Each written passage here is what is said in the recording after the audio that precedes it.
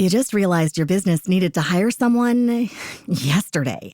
How can you find amazing candidates fast? Easy. Just use Indeed. Stop struggling to get your job post seen on other job sites. With Indeed sponsored jobs, your post jumps to the top of the page for your relevant candidates, so you can reach the people you want faster. According to Indeed data, sponsored jobs posted directly on Indeed have 45% more applications than non-sponsored jobs. Don't wait any longer. Speed up your hiring right now with Indeed. And listeners of this show will get a $75 sponsored job credit to get your jobs more visibility at Indeed.com/kidsandfamily. Just go to Indeed.com/kidsandfamily right now and support our show by saying you heard about Indeed on this podcast. Terms and conditions apply. Hiring? Indeed is all you need. She is brave. She is brave. She is bold. She is bold. She is you. You're tuned in to Word of Mom Radio here on the Word of Mom Media Network. Hi, and welcome back to the Ask Mom podcast, because parenting is everything. I'm Sue, and with me is Randy, and this is your no bullshit, no filter, zero guilt parenting reboot. Whether you're deep in the toddler tantrums, navigating tween and teen drama, or somewhere in between, you'll get clarity and actionable tools one episode at a time. So again, welcome back to the Ask Mom podcast, where we bring an honest approach to parenting. Today, we're digging into something that will change how you approach your parenting. And this is how to use emotional intelligence and intuition so that your kids can read a room, read between the lines, and read a person so that they can become wise decision makers. So the title of today's podcast is Emotional Intelligence Made Easy, Toddlers to Teens. But this is one of my favorite subjects, so I just love talking about the unseen, the instincts, intuition, all of that stuff, and how it applies to parenting, because it's super important. So when I refer to emotional intelligence, what I mean is using our built-in spidey senses to boost either situational awareness or empathy or confidence in our kids. It's noticing what's between the lines and weighing the unspoken alongside with the spoken so that your child can make the best informed choices at any moment. This skill is vitally important to weave into our parenting and into the skill sets that we instill into our kids. We want kids who are taught to rely on using their own gut instincts and not just using their words. We're teaching kids not just to hear what someone says, but to consider why they're saying it and whether their actions are matching their words. So for example, having your kids ask themselves, what is this person really trying to tell me without using their words? What do they really want you to know about them based on the choices they've made? You can look at clothing, jewelry choices, posture, expression, and then do their words line up with what you've noticed? So say, for example, back to school night, you have a new teacher and you look at the teacher and they're wearing this neat blazer and tidy hair and a stack of color-coded folders, upright posture, they're engaged, they're making eye contact. So what is this teacher telling me right away without their words? They're telling me that they're organized and they value preparation. So now check the words. And if they say, we're going to keep routines simple and consistent, well, now I'm like, okay, everything matches and I don't need to be reading between any lines. Everything's matching up. And you can ask your kids, do those words line up with what you noticed? And for the kids, the takeaway is that with this teacher, clear routines and being ready matters to them. Another example would be, a new classmate at recess. You see that this person is outside, they're wearing, they've got a big smile and they've got lots of jewelry and bright clothes. And you're thinking, this person must be outgoing and fun. But then, you talk to them and they've got a very hesitant, shy hello to you. So now you might be able to read that, okay, well, maybe this person is wearing bright colors and jewelry and even though they're smiling, their exterior is not matching with how they're behaving. Maybe they're just shy. Maybe they just had a fight with their mom at home or whatever. It gives me empathy. It teaches kids how to read between the lines and make an assessment of a situation that informs their choices. In Korea, by age 3, kids learn something called nunchi. I'm not sure if that's how you say it, but nunchi is essentially how to read a room. So by 3, Korean children are learning how to do that. And in Italy, where half my family is from, kids are encouraged to trust their intuition and connect to their inner knowing, which is pretty much that's called opening our third eye. Meanwhile, in the US, kids are often told to ignore their feelings and stop overreacting and just do what they're told or comply. So what if instead of dismissing emotions, we taught kids to use them? And kids can tune into their gut, read a room, grow into resilient, empathetic, confident adults where they can trust themselves and not the crowd. I don't know about you, but I don't want my kids relying on the crowd. I wanted them to be able to pick up on nuances that were going on and resort into their own selves to find out what they think is really happening. When kids are taught to listen to their existing emotional intelligence, they become better decision makers overall, and they make more empathetic friends, partners, and just people in general. We often praise a child who seems to have wisdom beyond their years, like it's some unattainable skill that you're born with. But shout out to all parents, your child doesn't need to be born with it. They already are. Wisdom can be taught by you, and our instincts and intuition are already pre-existing inside of us. Today, we're going to walk you through how to show your kids to connect with that. So, as I mentioned, I grew up in a half Italian family where intuition wasn't just acknowledged, it was a prized skill that we developed. Listening to the hair stand up on the back of your neck was like a life skill that we were expected to use. But then as a parent, I noticed how easy it is to sort of shove those gut signals aside because they don't come with proof. Those people that they think it's too woo-woo to listen to your instincts or to your gut, and they think that it's, if I can't see it, it's not there. So I temporarily lost sight of the gift that I nurtured in myself and learned to control instead. The harder I tried to control my kids or make them listen or behave, the less I trusted my own inner cues. And the less I trusted myself, the more off course we all went. And the less equipped my kids were to trust their own instincts. When I finally reconnected with my inner self, I loosened my grip and two things happened. My own intuition sharpened, and wow, was I starting to receive messages. I was starting to see, I really just lost the control and was able to relax a little bit more and begin to see all of my four kids as the distinct souls that they are. So number two, that meant recognizing that they're here for their own journey and lessons. And my role is simply to facilitate and guide, not micromanage. Because as any parent will tell you who's already been through parenting, like I have, everything works out. So I know that's not easy to hear when you're living in the moment, but it truly does, especially when we listen to our gut and our emotional intelligence. That shift from control to trust in myself and my kids in themselves moved me from a more reactionary, overwhelmed mom to a steadier, more assured parent who checks in with instinct prior to responding. And that created space for each child to learn the same and have the space to grow into the individual that they're meant to be. Focusing on emotional intelligence reoriented my goal as a parent. So now I began focusing on helping my kids find their unique purpose in this world, help them connect to what gets them out of bed in the morning, and then to use their own gifts to add value to the world. And not surprisingly, that started by me adjusting my approach first to parenting. I can definitely relate as well. My mother really instilled in me to kind of hone my intuition as well. I think a lot of it just having to do with she raised two daughters and she wanted us to make sure we were able to, be able to read people and kind of trust people. And I felt like she kind of made it was her sense of like instilling like street smarts in us for the purpose of people. But also when you become a parent, it's easy, like you said, it's easy for that just to kind of go away. And for me, one example that I experienced was my daughter. She has a birthday in August. And so I knew as soon as she was born in August that our situation with school was going to be. You just realized your business needed to hire someone yesterday. How can you find amazing candidates fast? Easy. Just use Indeed.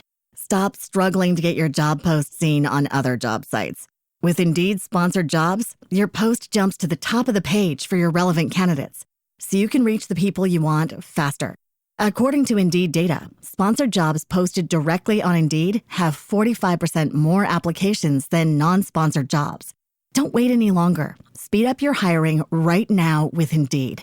And listeners of this show will get a $75 sponsored job credit to get your jobs more visibility at Indeed.com/kidsandfamily. Just go to Indeed.com/kidsandfamily right now and support our show by saying you heard about Indeed on this podcast.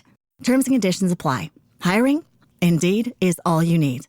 Very interesting because she can either go and be the youngest or she can go and be the oldest. And so, you know, it's easy today. There's online advice, social media, schools, daycares. You're inundated with advice. My gut was to just do a later start to kindergarten, partly because my parents did that with me and I was the oldest always, and that was helpful. And it was a struggle because academically, yeah, she could have done it. And that's what I feel like most people were focused on. Academically, just send her. But I was just like, there's just so many transitions in life like that. I think there was a little social emotional skills with her that could have been developed. And then I thought would be if we did that. And then also just like going into middle school to high school to college. So we did that. But also because it's easy to second guess yourself, especially when you're a parent, even if you've kind of honed your intuition, I sort of started asking around. And interestingly enough, everyone I knew in teaching or in psychology totally agreed. They said to me, you'll never regret doing a later start, but you may regret sending early. So that's just an example there that I was really glad that I listened to my intuition there. But yeah, it says we're in the information age and it can silence our intuition. But I think when we show our kids that we're listening to ourselves, they'll learn to listen to theirs too. I love that you used street smarts, and that is literally my whole thing. You bring all the studies and the science to this relationship, and I'm a street smart type of jump off the roof and the net will appear type of person. You know, that's how I parented, kind of by the seat of my pants. And I really did lean into my instincts, but I love that you're talking about how you're using that. I do love that whole street smarts angle because I think that it's important to have both. You need to be well read, you need to know the science, but you also need to listen to what your body is telling you. And that's why emotional intelligence matters, because emotional intelligence means helping kids in ways that standard parenting hasn't been focusing on. It helps them recognize and name their feelings and use those feelings for information, not weapons. And trust their instincts in social and emotional situations, listening to their inner selves. A Stanford study last year showed that kids whose parents use emotional coaching language literally have prefrontal cortices that are 23% thicker by age 10. And the translation to that is adding emotional intelligence to our bag of tricks is how we rewrite and rewire their brains for better choices, deeper focus, empathy, and resilience. And that's not just fluff, that's neuroscience. That's your side, Randy. Yeah, and that's the part that excites me, the neuroscience behind it. The fact that it isn't just necessarily feel good parenting, that it actually does have a lot of science behind it. That we can actually feel we're wiring our kids' brains for resilience and better decision making. And I do a lot of reading when I can about rewiring the brain. And just to say for any parent who might be listening, it's definitely possible. I think there's a lot of parents, especially if you're looking to hone that skill in yourself, to think, oh, it's too late. But really, it's never too late to rewire the brain, even if it's things you haven't learned or habits you're trying to change or building your own intuition. It's definitely not too late to change. You can always rewire the brain. And I know we're going to talk about ways to put this into practice later on in this episode. So definitely stay tuned for that. Also, it's interesting that we were talking about this because I literally just found out, I don't know, maybe 5 days ago that some categories in social emotional learning are going to be showing up on my kids' report cards this year. What about what? Yeah. So, and I realize that sometimes like I live in a bubble. I feel like, I just assume like school where I live is school where everyone lives. And, there is a big push for social emotional learning. And so I'm lucky there, but it's going to be great. It's very new. And I forget the exact categories, but there's like 5 categories of social emotional learning that the kids will all get some kind of letter, I think. Like there's not a grade, but they'll let us know if they're progressing, if they're, where they are. That's exciting. So it's really a great idea that the school is incorporating emotional intelligence now. I mean, I'm hoping that that's what they're getting to the bottom of and that that's what they're looking for. But that's fantastic. I love that your school's doing that. And by the way, while we're on the subject of school, can you please explain to me why are we using the word rising senior, rising sophomore? Have you heard this new term? No, actually, no, I haven't. What is that? I'm seeing it in print. I'm seeing it all over the place. Why are we talking rising? Is it mostly every student? It's all now rising. He's a rising 5th grader. He's a rising senior. That's interesting. I've never heard of that. Like collectively in the news, they all decided like these are the new talking points, and they're using the word rising.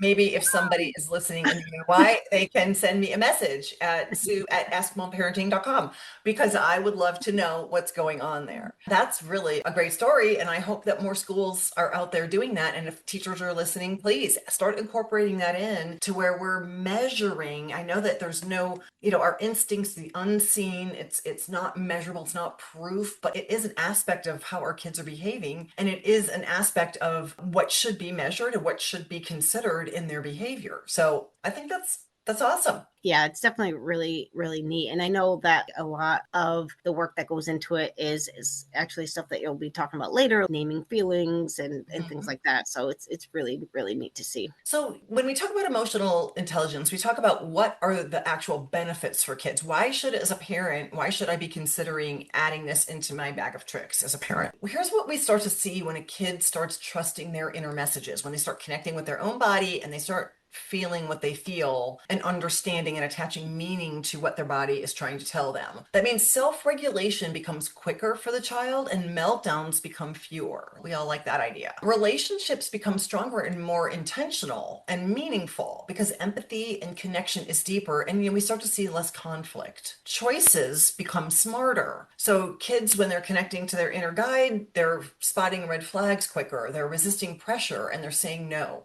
which instilling confidence, essentially. And then independence grows, and they grow into grounded, trustworthy adults who others follow. So they become leaders and not followers. Here's some ways to teach this at home. I've got 5 ways that we can start using techniques to incorporate emotional intelligence into our overall parenting.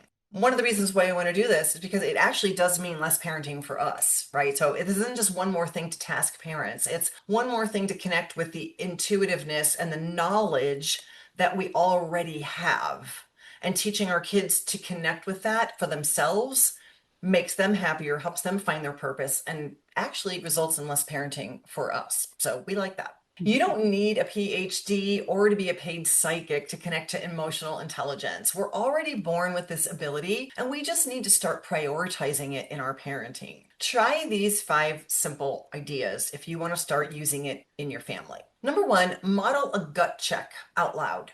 So you can narrate yours and teach your child to narrate theirs. You can say, my chest feels a little tight. My gut is telling me to wait. Or my stomach has butterflies. I feel excited. How do you feel? What is your body telling you? And then just check in with that. And number 2, practice reading a room. This is a skill most people could use, especially even when they're behind the wheel driving. Teach kids to frame it in a way that see it, feel it, use it. So this was successful for us. So see it means notice their face, their voice, their pace, their eyes, their posture, and then feel what you're seeing. If I were them, I might feel this way. And then use it. Use my feelings that I've noticed. Respond with kindness, patience, or empathy. So here's some examples. If you're out at a restaurant and you want to teach your kids these skills, say the restaurant server is smiling, but her shoulders are slumped, her voice is rushed, and her eyes are darting back and forth. Maybe she was late to the table. So then we see that. Now we feel that she's probably juggling a lot. Maybe she has twice as many tables and she just can't keep up. So now I'm going to see it. I felt it. Now I'm using it, and I'm going to teach my child with this information,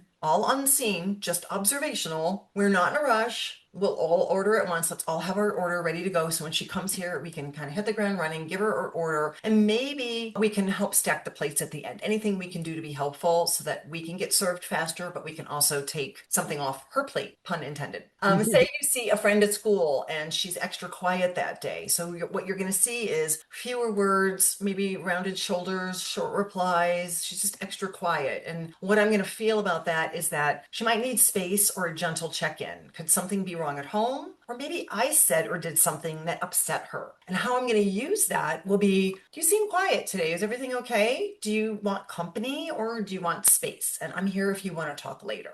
Going back to the restaurant idea, I wanted to share something that we did with the kids, which was really, really fun. And this is good at any age. This was so much fun. So when you get to the restaurant and they give you the coloring books and the crayons, and you get any kind of little crayons, or you could just bring crayons with you. You don't even need them from the restaurant. We would do the intuition game. And I think this is an original. I just made this up. I don't know if it's anything that's already out there, but we would take the crayons, and everybody would close their eyes, and I'd have three crayons, and I would pick one when their eyes were closed, and they would have to guess the color. So sometimes if they couldn't get it, I would give them a clue, but I would have them touch my hand. What was your first instinct? What do you think it is? And they would incorporate all these feelings, all this emotional intelligence into this. And oh my gosh, we would have 2 or 3 out of the 6 of us little games going with whoever was next to us. So that's like a fun thing to do that gets kids' heads out of screens, gets kids from throwing things off the table or whatever, just keeping them busy and keeping us engaged with our kids so that we're out building memories of the restaurant and making it fun for the family. So I just wanted to share that little bit. A third idea is to use emotional intelligence for making an extra sticky or hard decision. This is another thing that I really like to use with the kids, and I actually use this myself, and it is so effective. It's what I call 360 and release. So I'm going to apply a 360-degree angle at my problem. So anything that's just sticky and extra hard, I just don't know what to do. I'm going to roll around in every angle. I'm going to consider every option and the outcome of that option for my problem. And then I'm going to release it. I'm going to really wallow in the problem, think of this scenario, that scenario, how could this play out? And then I'm going to walk away. I'm going to pivot, I'm going to walk away, I'm going to move on to something different, and I'm going to know I'm going to trust that the right answer always reveals itself, because it always does. You're going to get a nudge. It might be tomorrow. It might be when you wake up in the morning, when you get your messages. You might get your messages in the shower. You might wake up in the morning and be like, wait, why did that come into my head? My kids always know, guys, I got a message, boop, boop, boop, boop, follow up with this one. So I'm really in touch with my intuition. I tell the kids, once you roll around in it and then you walk away, and then trust. It might be an hour later, it might be in the morning, it might be in a week, but you're going to get the nudge and something else is going to happen to make your choice obvious. And sometimes just the passing of time solves it. And after a day or two, clarity will come upon you and the answer is obvious as to, wow, why this wasn't even a problem for me. If you give it time to land and trust, what's right for you does reveal itself. It's an incredibly powerful model for helping make decisions and getting kids to connect with this powerful system that we already have within us. No one else can answer our questions, especially the hard ones. We know what we feel, we know what we think, and we know what's right for us. And as parents, we're just simply guides showing our kids how to listen to themselves, and they know and can get to their own right answer. So that's another little trick that I think, like I said, I use and I taught the kids to use. Number 4 is vision boards. I love doing vision boards with the kids. I'm going to say 90% of the time that any of us created a vision board, over 90% of the time that goal was achieved. Wow. We had kids at every age love to cut out things from the news. Even my daughter with her boyfriend, college, like they do vision boards together. It's really cute. When one of my kids was young, he did a vision board for gymnastics and he ended up getting first at state 2 years in a row. One of the moms that I coach, she also has triplets, and she told me a great story. She had a little motorhome on her desk, and it took her years and years to save money until finally the kids were about 8. She was able to afford the motorhome, and the kids have gone camping and they put their mountain bikes in there and they go fishing. And so that was the first thing. And then just recently she had a little fund that she told them about for the last 10 years, her VCD dream. Okay. And that was for the county where she lives in. And she was saving money to be able to buy a home on the lake. And just last week, her and I met, and she told me that she was able to realize the dream. And the kids, one of the first things that her daughter said was, Mommy, your VCD dream came true. Parents can do it. Visualization, manifestation, it's all super powerful, super important. Kids can do it when they're young, and they can also see you do it. So that's a great, fun family activity. But the fun thing is to keep the boards and then look back at them a few years later and be like, wow, we really brought this to us. It's so empowering and so powerful. And then the last idea is to build emotional IQ into everyday life. And we've kind of already talked about this, but say in car rides, name one signal that you noticed someday. Like in car rides, you can ask your kids, name one signal that you noticed in someone today, a face, a voice, a pace. What's one thing you noticed today that was unspoken, but just a visual, something that you picked up on. So a unique conversation in the car, more than just how was your day? These are unique, unseen, emotional intelligence inducing conversations. At dinner, the rose, the thorn, the gut. So there is a rose, the thorn, the bud technique, but I use the rose, the thorn. So what was the best thing that happened? What was the hard thing that happened? And what was the one thing your gut told you that didn't steer you wrong? So we can talk about that at dinner or bedtime. What's one tricky choice that you have to make for tomorrow? Let's look at all your choices, then set it down and see what shows up tomorrow. And that's a variation of the idea that is the 360 and release idea. So those are the 5 ideas to help incorporate it into your parenting every day. I love these because, they're so easy just to start doing. And I love that they're not only techniques that you could just start doing today, we gave the real world application to it, which I think is really important. Like, you can see how this plays out in real life, because it really is then developing a life skill, a very important life skill. And I'm definitely going to be trying some of these out, because I've been trying to work on my kids with this. And it's funny because they're just both so different. One's very good at naming their feelings and talking about the feelings. The other is very closed off. One can read people's body language better than the other. And I think they both need work on maybe noticing if a friend's not treating you nice in those areas. So, as you were talking, I was like, oh, these will all be really great things to try as well. One thing I wanted to add to that, it's funny because out of the 4 kids we have, all 4 are very intuitive, but one was very, very black and white. And it reminds me of the child that you were just talking about. And she is black and white. There's only right, there's only wrong. And she did not. So I remember going, okay, I've got the other ones that are very, very comfortable in the unseen world and very, very, very, very comfortable ebbing and flowing. But she was like, it's a rule. She's now in law school, so that makes sense. Yeah, But definitely. I spent a bunch of time parenting the gray. So sometimes when you see a child really drilling down on black and white and right and wrong, I make jokes about how she's a rule follower. I never met a rule I didn't want to break. I teach the kids, like you said, street smarts, like figure it out, be entrepreneurial. And my husband is very, very much a rule follower. So we came at him from both sides. But when a child is more of that black and white way of looking at life, I really did try to help blur the lines and understand the gray. And it did take her about another 10 years to really incorporate that. But now she's there, and it's great because it's informing her law studies, and it's informing what kind of a lawyer. We have to be empathetic, and we have to understand, people aren't robots. And how can we overcome that whole is only right is wrong? I need proof. It doesn't show me. Prove it. We don't always need the proof, because we can listen to ourselves and we can incorporate all the aspects of what we're seeing and see how that will make our decision for us. Yeah, I love that too, because that actually is so funny when you were saying that. That's exactly another thing I was thinking about saying as well, because as someone who I've just started kind of recently incorporating this with my kids, I could definitely say it definitely takes time. So it's interesting that you were saying that, for some it could take years, because that's what I'm noticing. It's definitely not something overnight, but it's also very easy just to work into your everyday life, like some of the examples you gave. Well, as parents, we are mini psychologists, even though we've never gone to school for that. We kind of have to understand each kid, read each kid, and give each child what they need, because they are ultimately all here on their own journey. They are all here to serve their own purpose and discover what unique talents they have and where they add value to the world. And I'm really big about that. And you can't get there for the child unless you are enhancing that inner dialogue. So say you're listening and you're thinking, I want to do this, but I feel like there's going to be some challenges. Why don't most parents do this? Because it isn't modeled or measured, and schools rarely prioritize emotional intelligence the way the real world does. Although I'm really excited that your school is starting to do that. But overall, as parents, we're just tapped. We're tapped out ourselves. We're just going through motions. And, most of us were never taught this type of self-regulation or this self-connection. And sitting with big feelings can feel uncomfortable. As we teach the skills, the waves of the feelings do get smaller and the recovery gets faster